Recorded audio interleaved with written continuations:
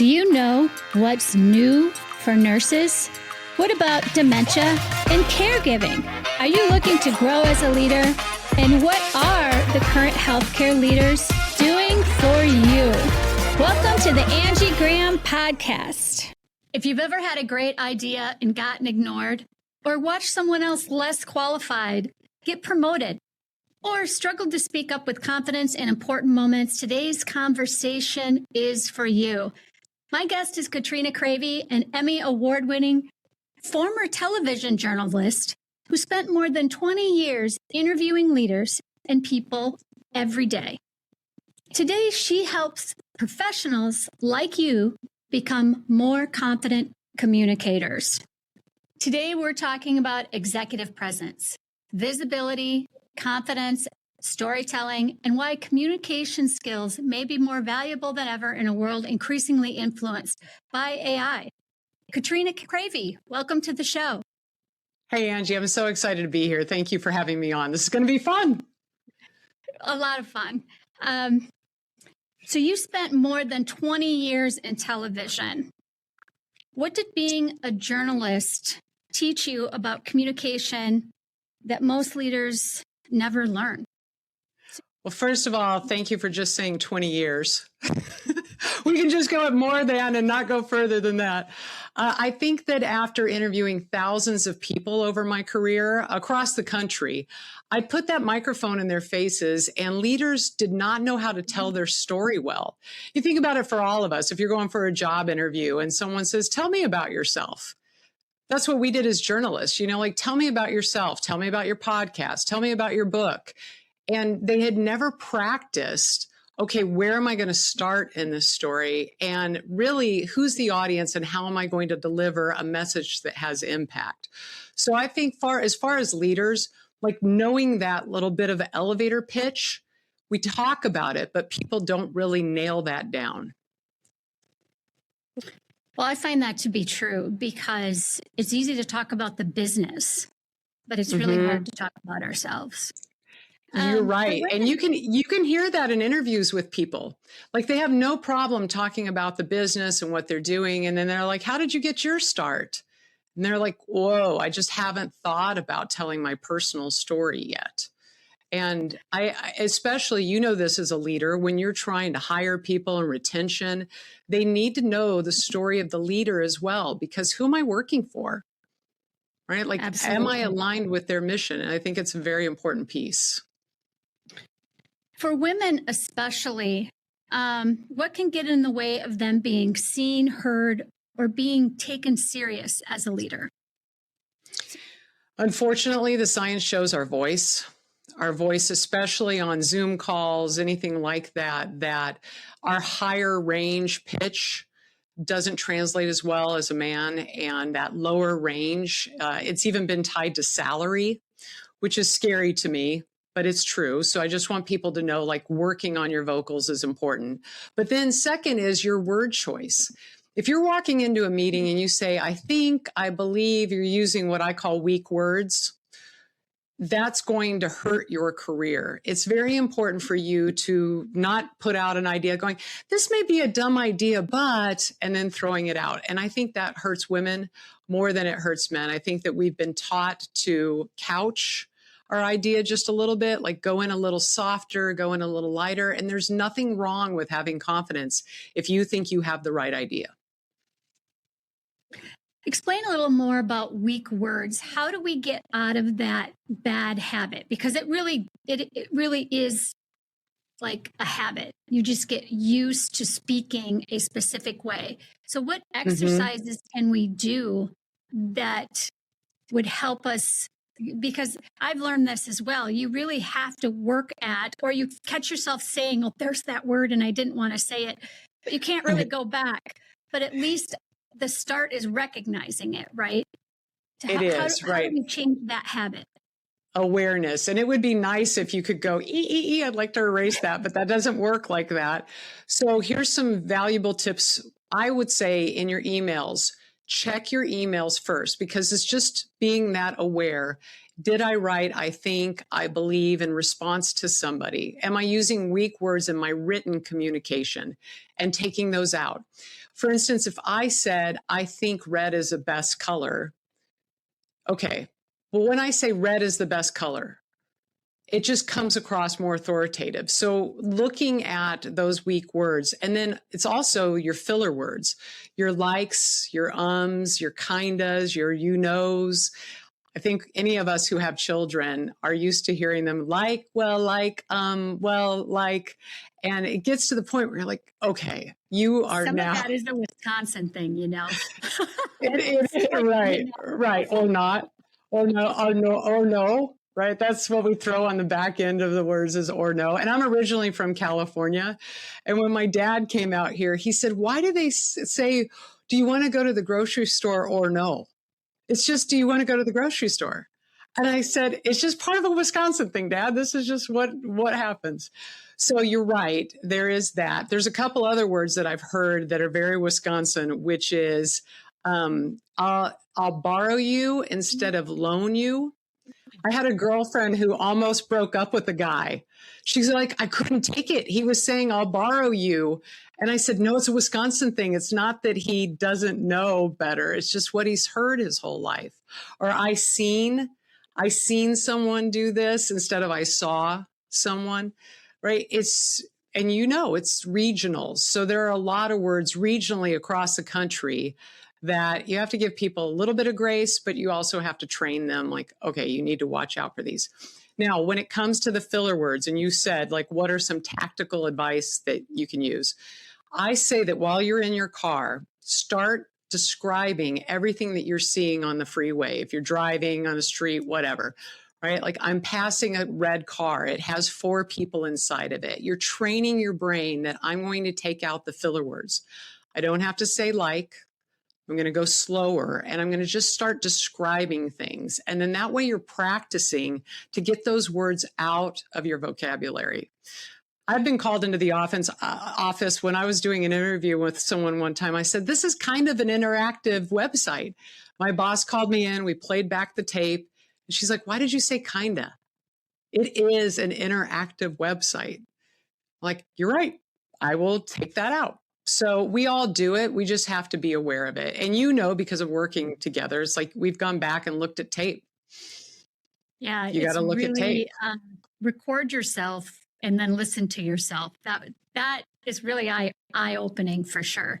When I was first a professional, and I'm going to age myself a little bit here, Katrina, but emails. 20 plus. We started hearing emails. And you would read an email, because I'm in that generation that we were communicating professionally. Everything was done on the phone and you wrote notes. And then all of a sudden email came along and then you were writing an email. And one of the first things I recognized about myself and the way I was writing is I was using the word I too much. I want, or I, and it's something that I see in my professionals at times. And I'll say, don't use the word I. It's a word that people can get easily turned off by in the organization. I said, replace that with we. Or so that was one of those words too that we use a lot. But yet when you're trying to lead others, it then comes across in a negative tone when you say, I want, particularly those 2 words together can cause offense. That's so smart. Yeah. That's so smart. And that's how you've built a culture because it's a team and the we has a much better connotation than an I. Correct. So I agree with you that 100%. I've never forgotten it. It was one of the first things I identified as a professional that I had to use the word I a lot less because you weren't considering the other person in the message. So, yes. When you say charisma can be learned, what do you mean? Well, some people will say it can't be learned, right? Like there are people who are like, no, you either have it or you don't. Well, that's not true. I mean, if you think about the people that have it, and I don't know if I've ever asked you this before, when you think of somebody that's charismatic, like you can think of a politician, a star, anybody, who comes top of mind to you?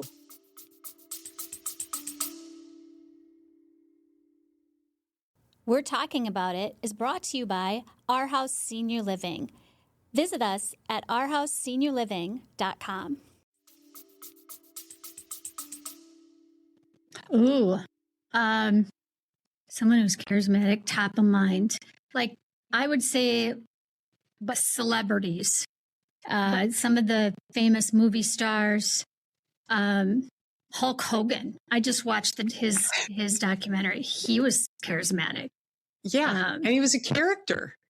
Yeah, and it reminds me of someone that can pretty talk a lot of BS that isn't even true, but you're still intrigued by it just because of the presentation of it. Correct. He was an entertainer. Right.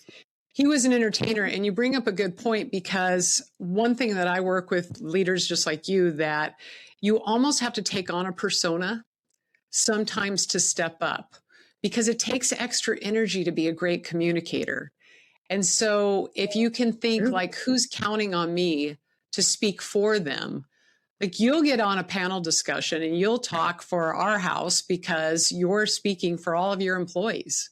And I know that you feel them with you when you go on and do those type of things.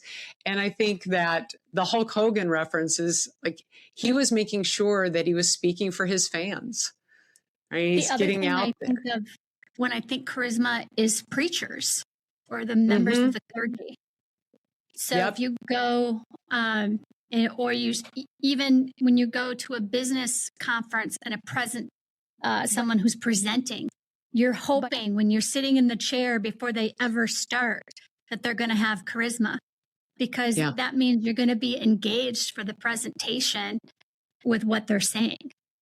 For sure. There's some people that have great information, but it's grueling to sit through. We've all been through those.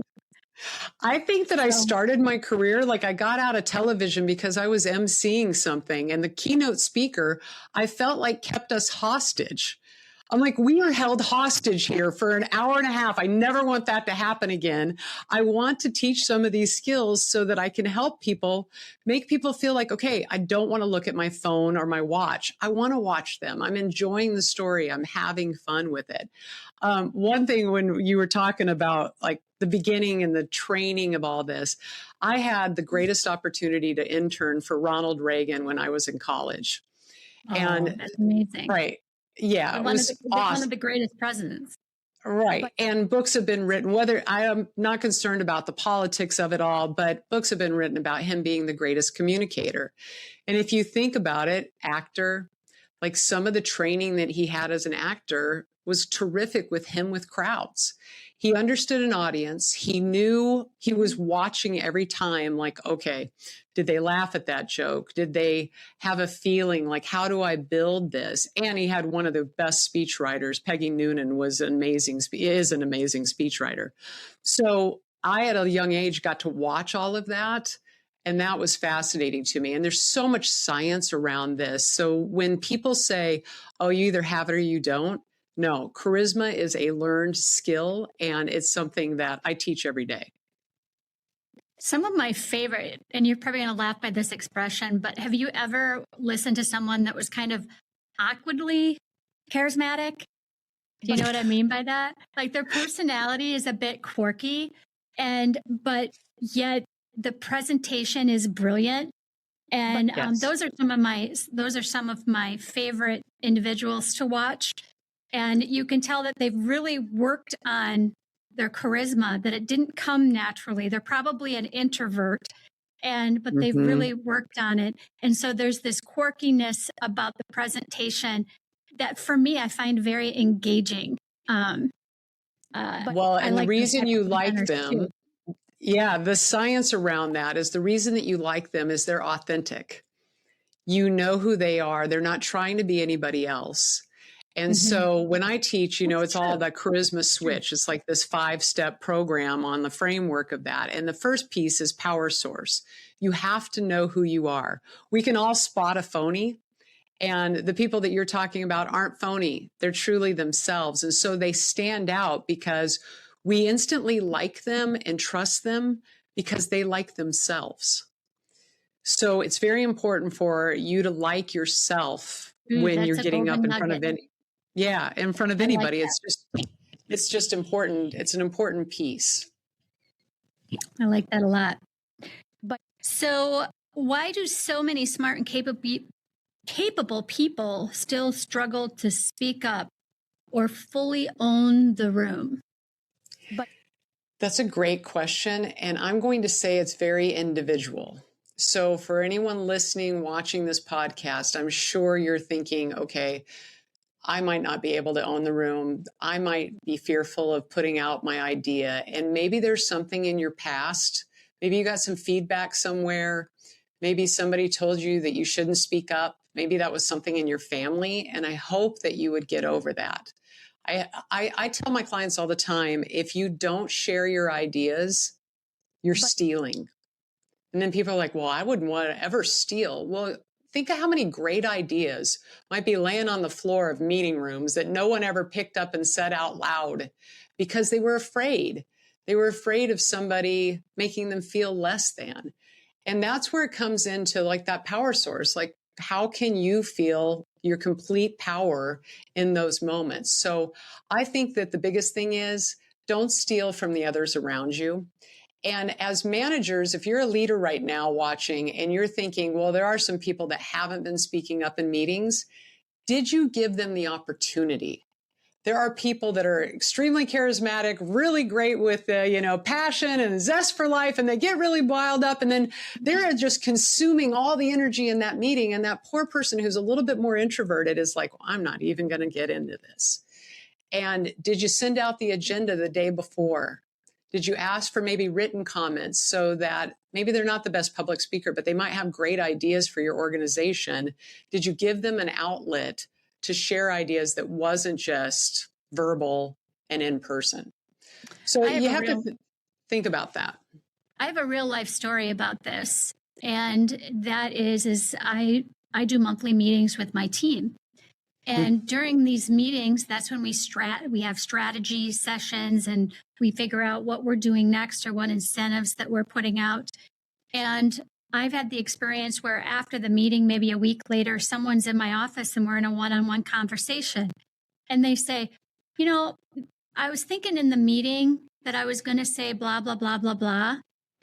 And it'll be some brilliant idea that may have changed the whole trajectory of where we were going, and they didn't share it. And I'm like, I have you on the team for a reason. And that's everyone to bring your brilliance to the session and have the confidence to share it, because this would have changed the entire direction that we could have possibly went in. And instead we went this way.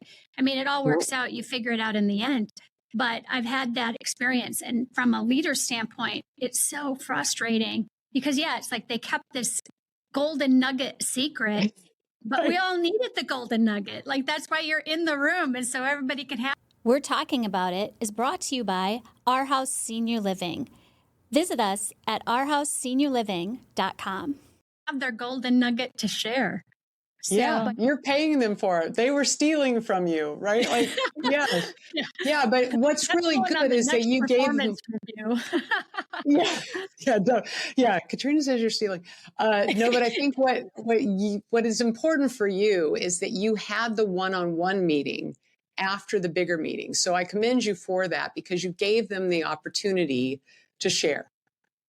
And a lot of people will say, well, I'm not getting my one-on-ones, right? There's so much science around that they say that those meetings aren't happening like they should. So the fact that you're doing that is great.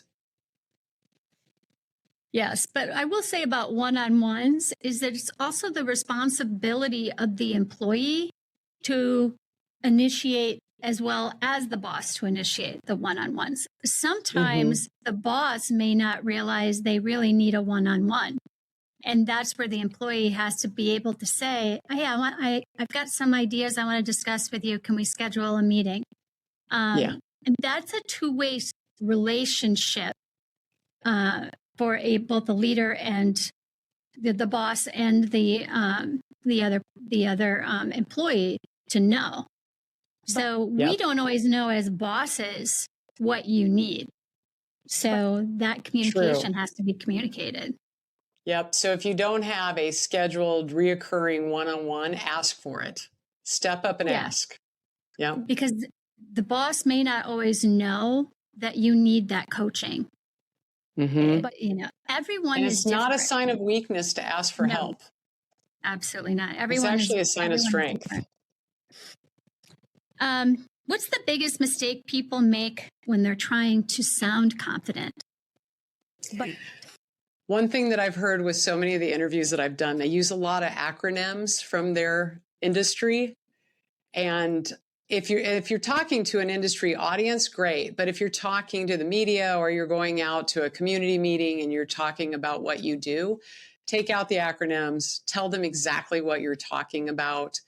The other thing I've seen leaders do, and I was just talking to a girlfriend about this who works for a large global company, is that, especially if you're a new presenter, you will get so into the weeds and talk for too long to show that you know so much. And yet, after about a minute to about 2 minutes, we can't hear you anymore. And now we're getting aggravated just as a human being in our listening skills. So I think the biggest thing is to make your message concise, say, like, build it just like a journalist. I mean, we have a lead, we know our secondary information, and then our close, right? Boom, boom, boom, get in and get out. I think that a lot of times people try to talk too long to show their brilliance, and that actually shows us that they're not brilliant, and they need to take a little bit of a moment to make the message more concise. Especially in women, I can say this about women, especially if they're going to disagree. There's this long explanation of how they feel, and I'm going to make a joke a little bit about it, like what they put in their coffee in the morning, and you're waiting for them to get to the point that you know that they have an objection. And that drives me personally. That's one of my, it drives You're me not the crazy. only CEO that's told me that. Just tell me, just say it with clarity so that we don't have to decipher everything you're about to lay on the table here. Just tell us that your, my observation or, my position on this is, it would make the meeting so less painful. It is. I completely agree, but people don't think about, they think about what they want to say instead of what the audience needs to hear. They're so afraid that they're going to hurt someone's feelings, that they're trying to already make the other person feel good because they're about to squash their idea. Exactly. Right. Brene Brown says clear is kind. So all the way around it, kind of zooming in on it, almost landing it, like that is not kind. That's making me use mental energy to figure out where you're going. And that's just not kind. I'm stepping in at the leader and recapping because all of us are confused. So what you're saying is that you don't agree. And then you're bullet pointing it. Blah, blah, blah. Yeah. Right. And people really do need to speak in more bullet points. Like, I have 3 main messages to tell you: this, this, and this, and why we need to do this. I love that because everyone's time is valuable. And you can get, it's very easy to get meetinged out. Like, you have too many meetings. And so people that get on into a meeting and we get right to the point and we discuss it and we close, those are great meetings. And there's clear call to actions at the end. No one should walk away from a meeting confused. That would be a warning sign. Right. Where you talk about it and no one's been assigned to the task and there's no deadline.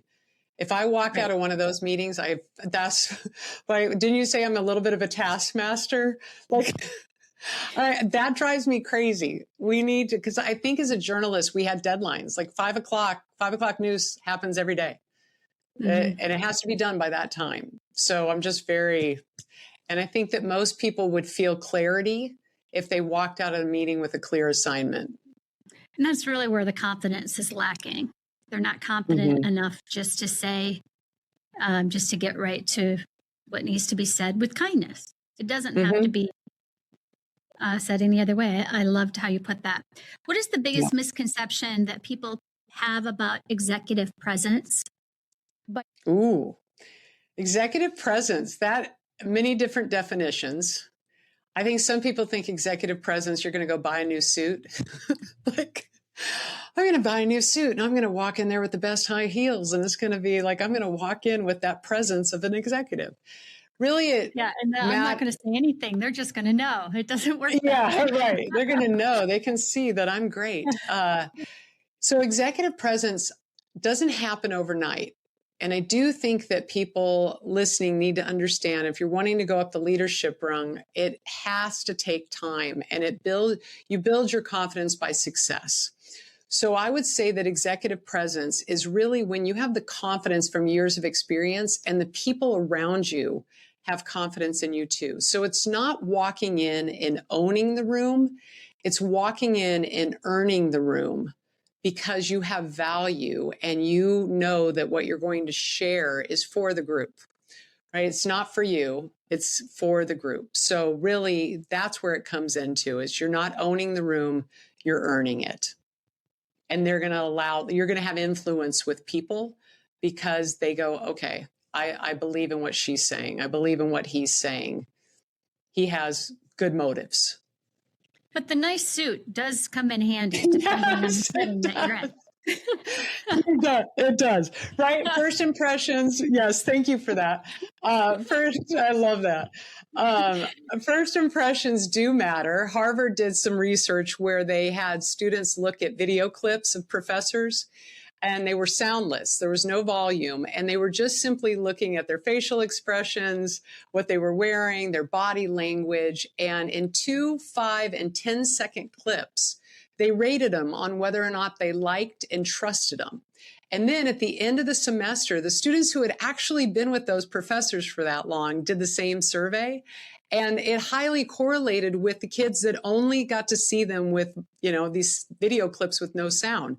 So it showed that we as humans do come away really quickly with if we like or trust the people. And so when I give these presentations, and I do large presentations and, group presentations, it's, if you don't want to buy a whole new wardrobe, buy a smile, right? Like a smile and body language can sell.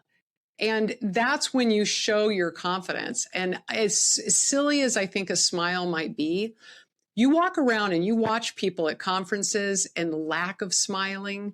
Smiling is an art, like the being able to do it. And you and I have talked about this. So in television, I was trained, to learn how to smile with a pen in my mouth, which is exhausting and your cheeks hurt. But now I cannot not smile. My husband, when they try to take my passport picture, and now they say you can't smile in the picture, he's like, she can't do it. Like she just doesn't know how. Like her whole face has just been trained to do this all the time. I do think that a smile, great open body language really helps to sell, besides the good suit. You need to have the good suit too. Well, I'll honestly say I'm like a recovering introvert. It was work for me early on in my career to I was a bit socially awkward. I had to work on all of those things. Yeah, I know. I'm shocked. It's taken me 17 years to get here. But yeah, when I was a professional, and a lot of it was lack of confidence. It was in my own head, and I had to figure those things out. And I had to really watch people that I wanted to mirror myself after. And and they, and identify that behavior. But yeah, you can do it. So even if you say I'm not as outgoing, or I'm not this, those are just limitations that you put in your head. You can present yourself and grow yourself into the professional that you want to be, because I know that, because if I can do it, anybody can do it. You can do it. I didn't always want to be heard in the room. And there are people that don't want to be heard in the room. And I had to figure out how to overcome some of those. And it was just my own fears. Those are just fears. It's your own fears. I call it the naysayer in your head. And sometimes you have to name the naysayer. Mine is Betty. No offense to the Bettys. But I'm like, Betty, shut it. Because you have to tell yourself, no, I'm going to do this. I mean, like you doing this podcast, very vulnerable. Right? Anytime we put ourselves out there, heck, I mean, I end up putting something out on LinkedIn and I'm like, get over it. Just put it out there. Don't let the naysayer, again, Betty, hush. Like, put yourself out there, and you feel that too.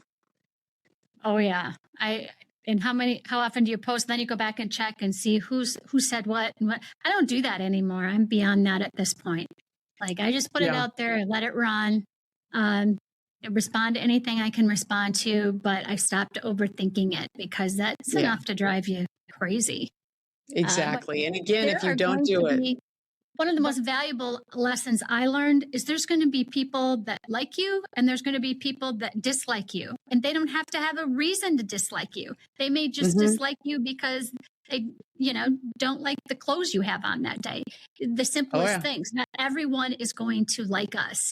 And when you get okay with that, you can do anything. Yes. And it's usually reflective on them, right? Like something that they're going through that day. And so, I'm with you. You got to let that go, especially on television. It could be like, I don't like your lipstick. Okay, great. Thanks for watching. So when you were, can I ask another question specifically about your previous career as a news anchor? So did you get like mean feedback as a news anchor? Did they like write into the station letters? You were before emails too, right? I was. I remember at Fox 6 here in Milwaukee when email first came out. So we are dating ourselves. Nancy Brown, who was the secretary, would walk around and hand us a printed copy of the email that came in for us that day. Wouldn't that be great now if you only got like, oh, I got one. That would be great. I just got one. So yes, back before then. But then when social media came out, which I was right when all that was happening, there's one message when I first became an anchor, and I wasn't that good at it yet. I was more of a reporter, investigative reporter, and I was contact sick. So, if you had a problem, I was help solve the problem, all that. But when I became the main anchor, I struggled a bit on air, live in front of hundreds of thousands of people every night. And this one guy messaged, "Fire her ugly blank" on Facebook. And funny, but when you, I know, right? But it is funny. My husband and I, we still joke around. It's so awful that we can remember the negative. And I got plenty. I mean, when I left after years of anchoring and I got much better, I got, beautiful messages said to me when I was leaving, which was so sweet. What do I remember? Those words. And we'll say it to each other occasionally every now and then if something goes wrong. It's like, fire her, whatever. You eventually have to realize it's more about them and less about me. And can I just have a thick skin and let it go on? And that's actually served me well. Having a thick skin helps. But it's professional growth because you're going to have critics. Not everyone is going to agree with everything you say or everything you do. That's just growth that that you can't. Someone said to me a long time ago, you can't make all the people happy all the time. You just have to do what's right. And know that right here, that in your heart, you're making the right decision. Exactly. And it's more about you. Those aren't always the easy decisions either. The right decision is not the easiest decision. Those can be the hardest decisions. So, right. But you know the difference between right and wrong, and you choose correctly. Right. For sure. How can women become more visible without feeling fake, boastful, or self-promoting? Personal branding is not a bad thing. I think that the myth out there is that it is bragging or tooting your own horn. And of course, so many of us, our parents were like, don't talk about yourself. Let other people talk about you, that type of thing. But I do think that if you have a certain skill set, let's say you're super organized and you're the one that always is color coding the Excel spreadsheet, highlighting that in your one-on-ones, talking to your bosses about like, well, I'm super organized, right? That's part of a personal brand. So I don't think that that's bad to start branding yourself in that way. I do think that on LinkedIn, it's really important for you to control the visuals. When I started working with you and I start working with any clients, I'm like, let's go out there and look at what's out there on you, because now it's like, okay, how is that curated? How are you looking out there? What skill sets are you highlighting? And that does become personal brand. Our grandparents called it our reputation. And we just have to have a clear reputation and tell people what value you bring to the room. And I don't think that's a bad thing. I think you just have to be okay with being clear. Yeah. And nowadays, that's how you network and that's how you connect with people, is talking about what you do, how you do it, what makes you different. That's just part of where we are today. And now you have AI coming. So everything you put into AI, it surprises me how much it knows that time. Like I forget, I'll be using AI and I'm like, oh, I forgot I told him that, because it'll start pumping things to you. And I'm like, oh yeah, I forgot I told it that. Or I'm a bit like, oh, it knows that. But I'm like, oh yeah, I guess I did tell it that, didn't I? I have to think about that. So yeah, what we put out there. And then the other thing too, is that your reputation and what you are putting out into the whole, interwebs. I just got a call from a guy in Miami, Florida, and I said, how did you hear about me? And he said, I put it in Claude. I was saying what I needed, and Claude brought you up as one of the top people that's trusted in this space. And I was like, wow, I guess I need to go get a Claude account. That's what you want to hear. I just see today that they've updated their whole platform too. Yes, they More have. to learn. Right. God, I can't wait to dig into that. Yeah, me too. You and I are both big on early adoption and everything that we can learn. And I think that's one of the reasons I love working with you, is that you are a continual learner. You're just constantly wanting to make everything better, not only yourself, but your organization. So kudos to you for that. Well, Takes a lot of work. It does. And you can't we were talking about this earlier today on our coaching call. What drives me, and I don't want to get stagnant. I have to constantly be challenging because if I get stagnant, everyone else gets stagnant, and then everyone below them gets stagnant. And we're the leader of leaders. So keeping that energy up and going. Now, is there a time that you can slow down a little bit? Sure, there's a time to relax. But you also have to be able to identify, okay, it's time to notch it back up. Because we all get too comfortable and then we start to get stagnant.